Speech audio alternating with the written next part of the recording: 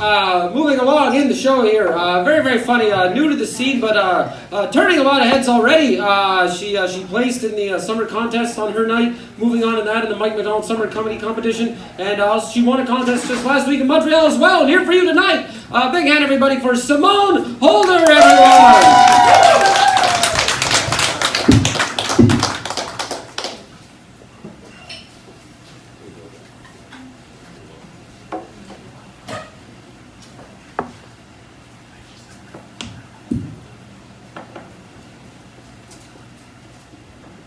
Hi everyone.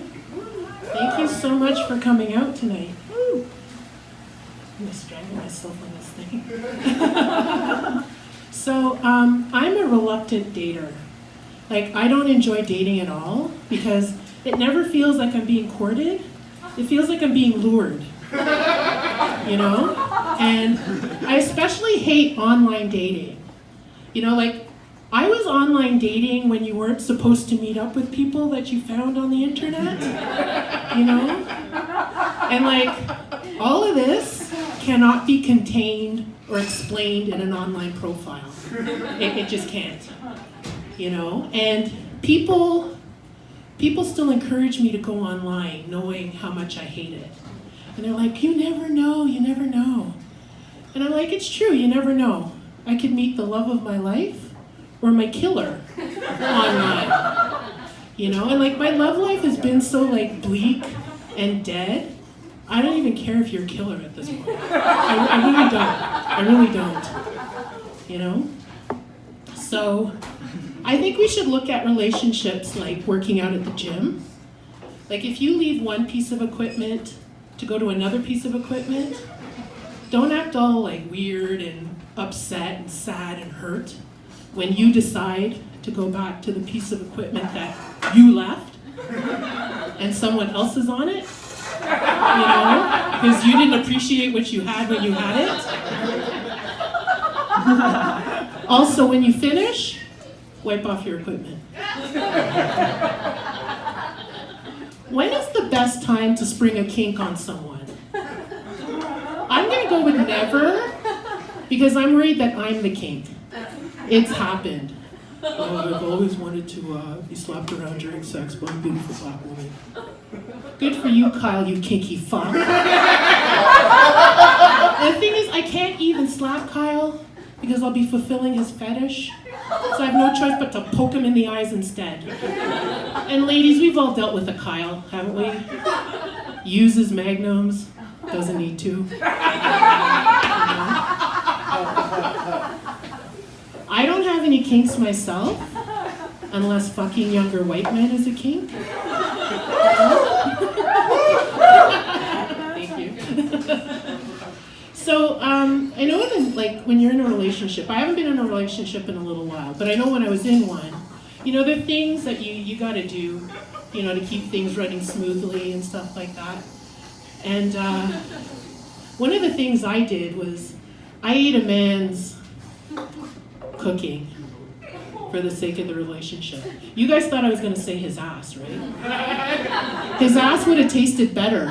I actually had to eat his ass to get the taste out of my mouth. I did. Like, I wish I had said something because I didn't, and I let him believe that I liked his cooking. And he kept making food and I had to eat it, which was horrible. And I feel bad for the women who came after me, if they came at all. Doubtful. I feel bad for them because they have to deal with that shit and his cooking. You know? I wanted to learn how to sext, so I signed up for a service called Slutbot. It's real. I can give you guys a number later. It's real, I swear to God.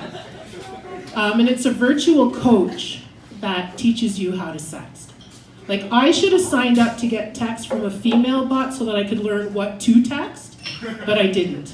So now I'm getting gross, aggressive texts from a male bot, and I don't know how to change the settings. So I've been ghosting the bot. But the bot, I don't know the bot's pronouns, but the bot is very persistent and creepy, kind of like a real man, but without the dick pics. The most awkward thing about having a post-baby body is the fact that I haven't had any babies. And I feel like I haven't earned it, you know? I'm on the fat spectrum. You know, I'm a fat lady. And whenever I say that, someone always goes, "No, don't say that. You're pretty. You're gorgeous." And I'm like, "Bitch, I know. I said I was fat, not ugly. Jeez." You know? I do have a medical condition, though. It's called "Bitch, put that burger down" syndrome. My ideal weight is Sidney Crosby on top of me. But my goal weight is visible collarbones. You know, and the thing is, my weight is really not an issue, you know, unless I'm sitting on your face. But if you die, you die. Like, you know. So I'm 53 years old, and I think that I'm at my most alluring and attractive and sexiest at this age, you know, because I'm comfortable in my skin, I'm comfortable with my body, I've got my shit together, and I know how to fuck. You know? And if I had things my way, I would take my looks from my 20s and combine it with the experience, confidence, and dick enthusiasm of my 50s, and oh my God, the world wouldn't know what hit it. Lock up all the men over the age of 18, or my preferred demographic, younger than me, you know? I'm trying to spice up my love life. In the before times, I went to, let's call it an alternative lifestyle party.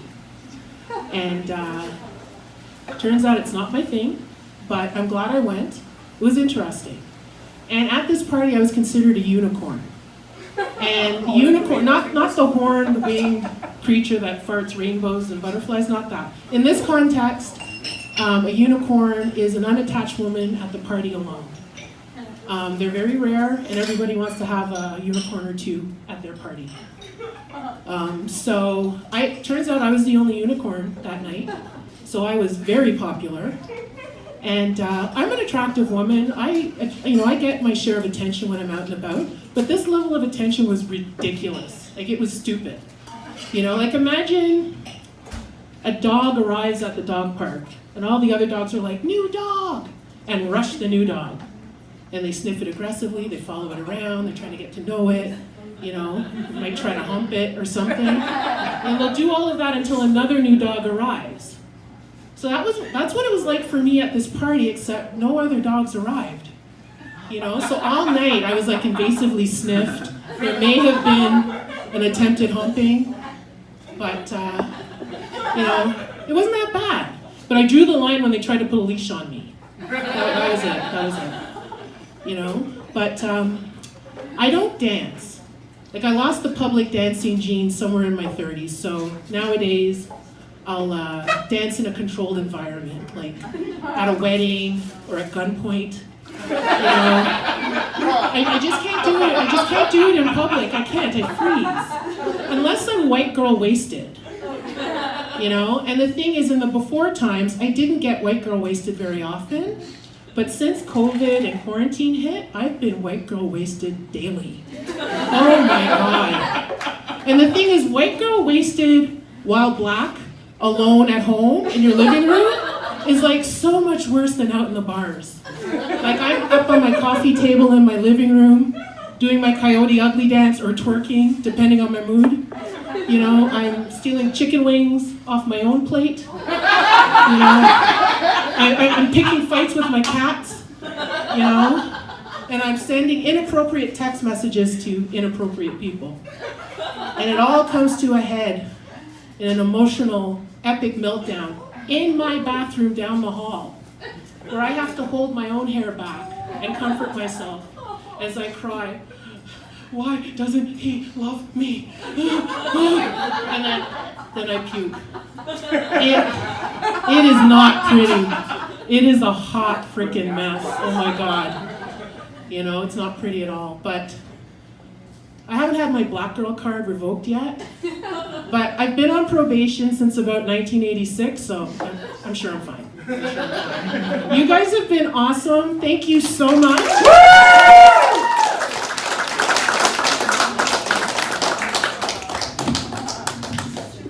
Hey, one more time, everybody, for Simone Holder!